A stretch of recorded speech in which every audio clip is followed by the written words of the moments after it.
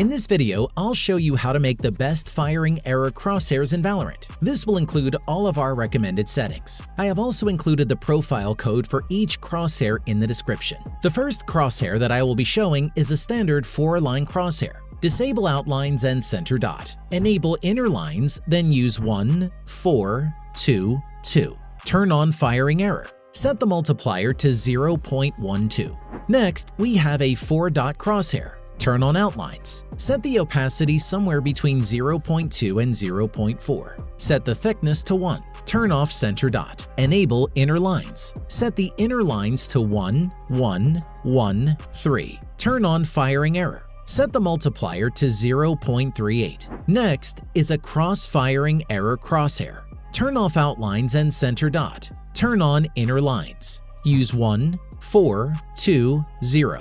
For a smaller cross, set the length to 2 or 3. Leave both error options disabled. Head to the general crosshair options. Turn on the firing fade option. This will have the top line fade out when you need to reset your shot. Next is a dot crosshair. Start by turning off the outline. Turn on center dot. Set the opacity and thickness both to 1.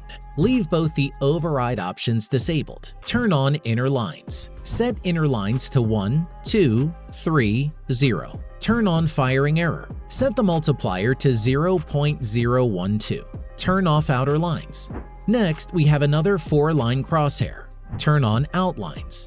Set the opacity between 0.7 and 1. Set the thickness to 1. Turn off center dot. Turn on inner lines and use 1, 4, 2, 2. Keep both the movement and firing error options disabled. Switch to the general options. Turn on the firing fade option. You will now have 5 of the best firing error crosshairs on Valorant. If you like these crosshairs, then please leave a like to help support the video.